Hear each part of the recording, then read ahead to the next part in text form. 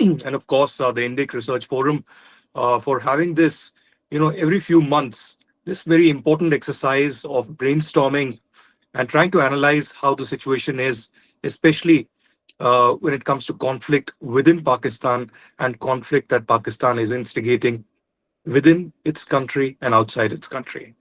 It's a very important topic, decoding the idea of Pakistan.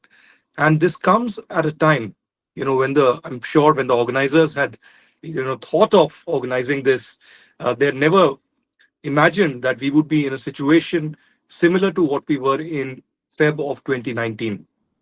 And India is contemplating military, kinetic, and other measures against Pakistan at this time. And tensions are running high, as are emotions on both sides. Balochistan has been suffering for last several decades. The roots of this entire conflict, or I would say terrorism, that Pakistan has unleashed on the Baloch citizens, has roots in 1948, when there was a forced accession of Balochistan. The Khan of Kalat, the ruler of Kalat, wanted independence. Most of the tribes in Balochistan wanted independence. They wanted their own state. They have nothing in common with the rest of Pakistan or any of the other provinces of Pakistan, and yet they were forcibly occupied. There were several of these movements within Balochistan, if I'm not wrong, in the early 50s and in the mid 70s, where demands of freedom were made, where several protests were held, and there was pressure applied on Pakistan to give freedom. And in the early 2000s, this led to a major rebel movement, a major freedom struggle within Balochistan, trying to expose the Pakistani deep state and their nefarious designs against the common civilians of Balochistan, and also the reality of the situation of how Pakistan wants to exploit the natural resources of Balochistan, of Godar, of Sui, of several other areas within Balochistan, and create it slowly into a Chinese colony.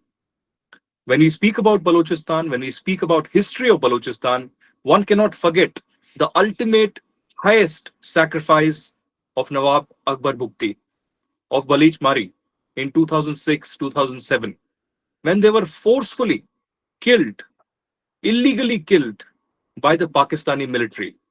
And the former Pakistan Army chief, Parvez Musharraf, had blood on his hands.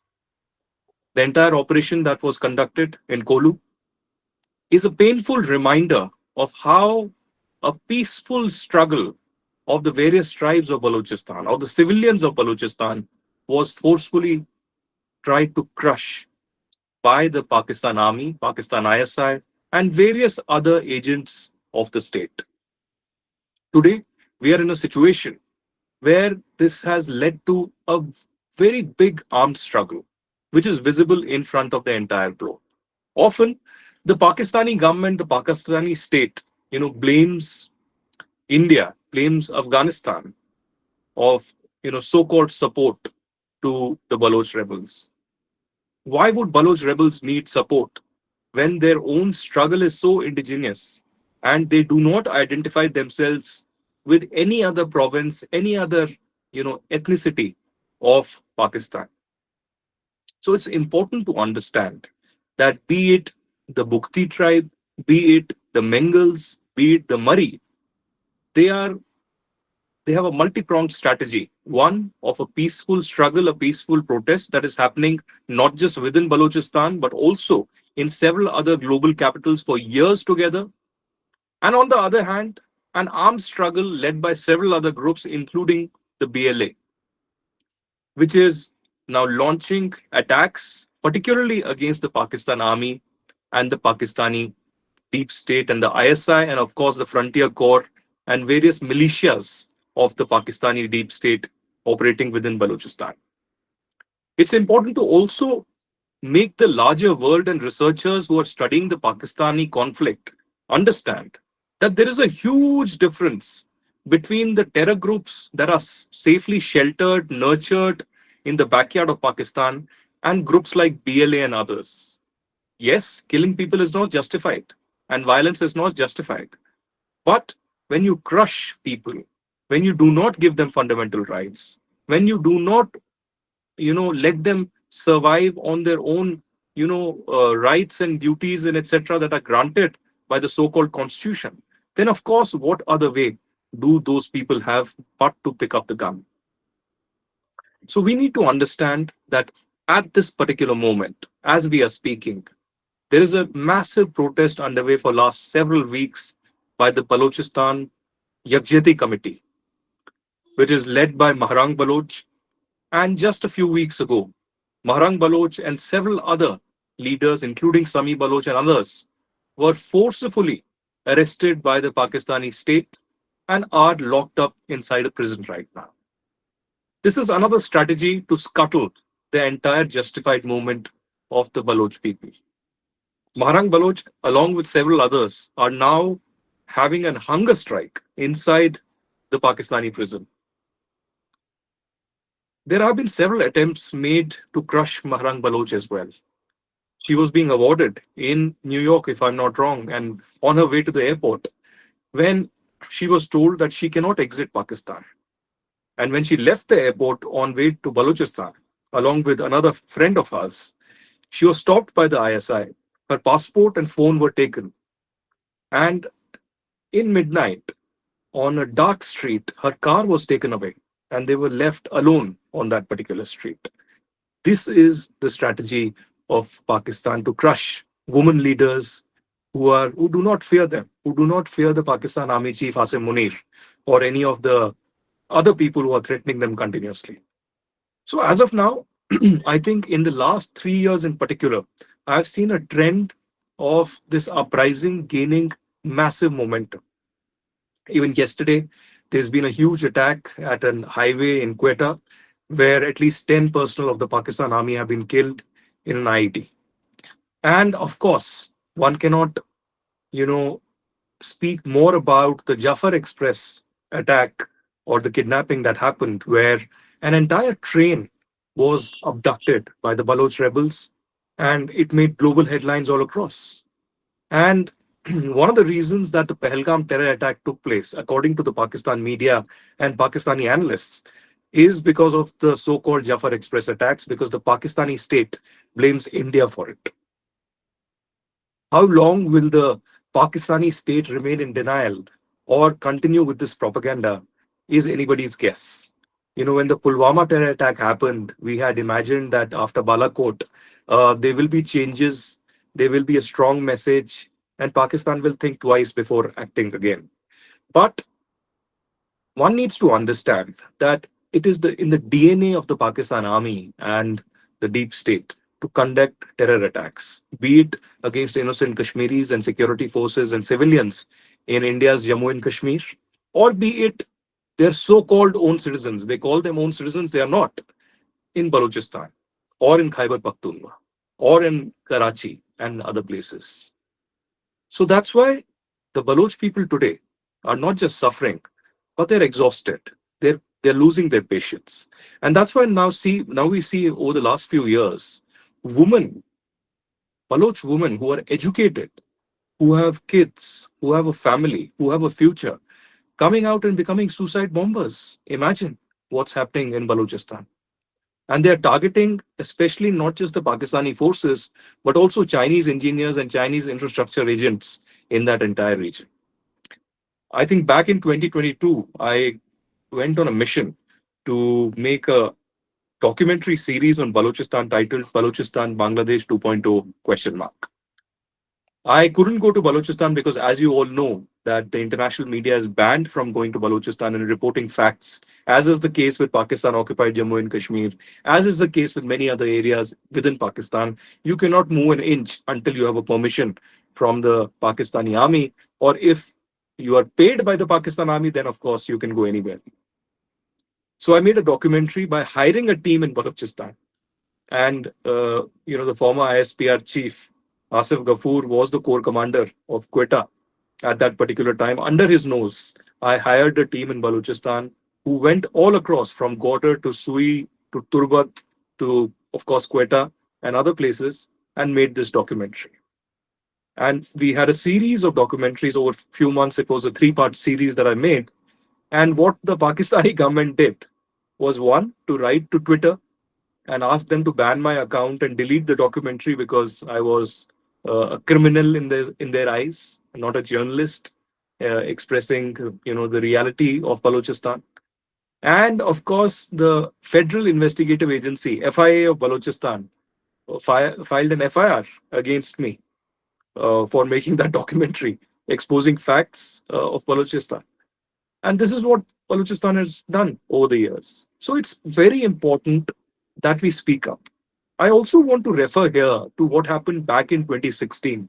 And I've been, covering Balochistan very closely only for the last 8 to 10 years, I must admit. But in 2016, from the ramparts of the Red Fort, Prime Minister Narendra Modi, for the first time, spoke about Balochistan. He spoke about the pain, the anguish, and the torture and the human rights abuses that the Baloch civilians were suffering. But within India, within Indian government, within the Indian system, we tend to also forget things very soon. So after that 2016 episode, there were a lot of expectations in the Baloch people, especially Baloch people living in exile in Europe, in US, in South Korea, in Australia, and several other areas. They even applied for refuge in India. Now, I'm not saying that you blindly give refuge to Baloch people, but at least there needs to be a strategy to support a just cause. And that is very significant and important. And even as we speak, I personally feel that the Baloch aggression, the Baloch rebels, and the Baloch freedom struggle is only going to further escalate and gain momentum.